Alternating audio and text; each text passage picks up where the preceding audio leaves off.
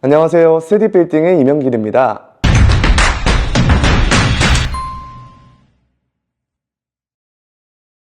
요즘 날씨 정말 좋죠. 이 좋아진 날씨만큼이나 이 매수세도 정말 강해졌습니다.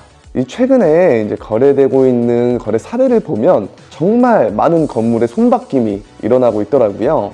이 동영상을 찍고 있는 오늘 저희도 큰 매매가에 건물을 하나 계약을 했습니다.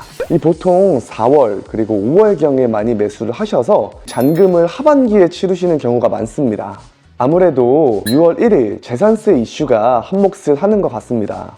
건물 매매를 이제 알아보셨던 분들이나 신규로 이제 건물을 매수하시려고 하시는 대표님들은 보통 이런 유튜브 영상을 보고 많은 공인중개사 사무소나 아니면 대형 중개법인에 연락을 하시는 것 같습니다. 보통 한 곳만 알아보시고 이제 방문하시는 게 아니라 여러 업체를 이제 같이 소통하시면서 몰랐던 부분도 많이 배우실 테고 이런 좋은 건물들의 매물들도 많이 받아보실 것 같아요. 유튜브가 아니더라도 여러 인터넷 사이트들을 보시면 어느 위치에 건물이 나와 있고 또 매매가가 얼마인지 이런 정보들을 다 알 수가 있습니다. 하지만 이런 유튜브나 인터넷 매체에 나와 있는 정보들이 모두 진실일까요? 정답은 아닙니다. 그래서 오늘은 건물 매매를 하는 중개인들의 실체에 대해서 한번 이야기를 해볼까 합니다. 저도 그렇고 구독자분들이 여러 유튜브 영상을 보시면 실패하지 않은 성공적인 투자 사례에 대해서 많은 영상을 보실 것 같아요. 근데 과연 모든 건물 매매의 투자 사례가 성공적일 수가 있을까요? 보통 대형 중개법인들의 대표들은 이런 건물들을 직접 작업해서 매수자에게 브리핑하기보다는 그 회사의 팀장이나 직원분들이 작업된 매물을 가지고 브리핑하는 경우가 대다수입니다. 그래서 유튜브를 통해 그 회사에 연락을 취해 보시면 회사의 대표가 아니라 이를테면 팀장과 이사 이런 직원분들이 배정을 하게 되는 거죠.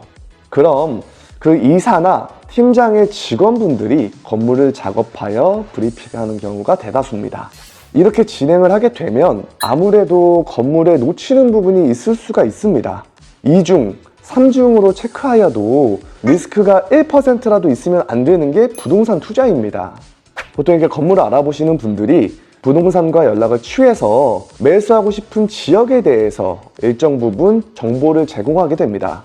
이를테면 강남구가 될 수 있고 또 강남구 내에서도 신사동, 청담동 이렇게 진행을 할 수가 있겠죠. 보통 한 곳만 전화해서 물건을 찾지는 않으실 테니까 여러 업체를 통해 물건에 대해서 정보를 받아보기 위해서 그 직원분들은 해당 위치의 건물주들에게 전화를 하게 될 것입니다. 많은 직원분들이 이제 건물주 대표님한테 수많은 전화를 하게 되면 어떻게 진행이 될까요? 네, 바로 매매가가 올라가죠. 수많은 부동산에서 건물을 팔라고 수시로 전화를 하게 되는 게 사실 그 건물이 인기가 있다는 증거잖아요. 건물을 팔려고 생각지도 못했는데 내 건물이 주변에 있는 시세보다 매우 높다면 혹은 건물을 이미 팔려고 내놨는데 계속 전화가 온다면 매매가를 조금 더 올리고 싶지 않을까요? 이렇게 수많은 전화를 통해서 이 매매가가 올라가게 되는 게 많은 분들이 얘기하시기로는 부동산이 건물값을 올린다 이런 식으로 말씀들도 많이 하시더라고요. 이렇게 매매가가 높아지게 되면 매수자의 우선순위에서 점점 멀어질 수밖에 없는 구조가 될 수밖에 없습니다. 저희 부동산 중개인들 사이에서 흔히들 이야기하는 게 있습니다. 바로 좋은 건물은 3일 이상 가지 않는다는 것이죠. 정말 누구나가 매입하고 싶은 건물은 절대 광고에 나오지 않고 비밀리에 계약이 됩니다. 그러다 어느 순간 갑자기 실거래가가 올라오는 경우가 대다수죠. 즉, 이러한 건물을 가지고 있는 중개인을 만나는 게 가장 중요한 요소 중 하나입니다. 그렇다고 이 광고에 나와 있는 매물들이 절대 나쁘다는 것은 아닙니다. 그래서 흔히들 광고를 보시면 보통 디스코, 밸류맵, 랜드북, 그리고 네이버 부동산을 많이 활용하시는 것 같아요. 인터넷 사이트에 나와 있는 매물은 절대 검토하지 않겠다 이렇게 얘기하시는 매수자 대표님들도 계십니다. 그 이유가 무엇일까요? 여러 가지 이유가 있겠지만 앞서 설명드린 것처럼 이런 3일 안에 계약된 매물을 찾으시는 대표님들이 가장 대부분이겠죠. 하지만 허위 매물에 관한 사항도 한몫을 합니다. 국토부에서 이러한 허위 매물 근절에 대해서 법적 제재를 많이 가하고 있지만 현실에서는 아직 부족한 게 사실입니다.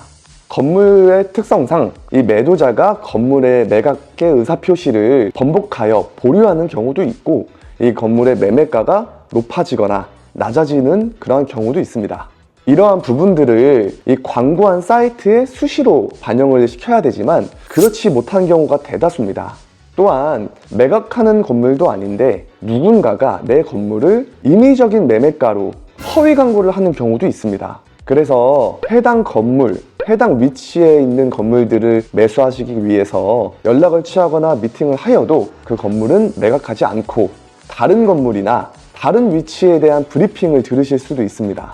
사실 이 건물을 매수하시려는 예비 건물주 대표님들이 수요가 매우 적기 때문에 한 분이라도 연락이 오면 내 손님으로 만들어내는 성격이 짙죠. 중고차 이 허위 매물과 사실 비슷한 맥락입니다. 하지만 이 건물은 중고차처럼 딜러가 매입해서 중개하는 것이 아닌 건물주와 이제 매수자를 잇는 역할을 하는 부분이 있을 수 있기 때문에 허위 매물이 더욱 많을 수 있습니다.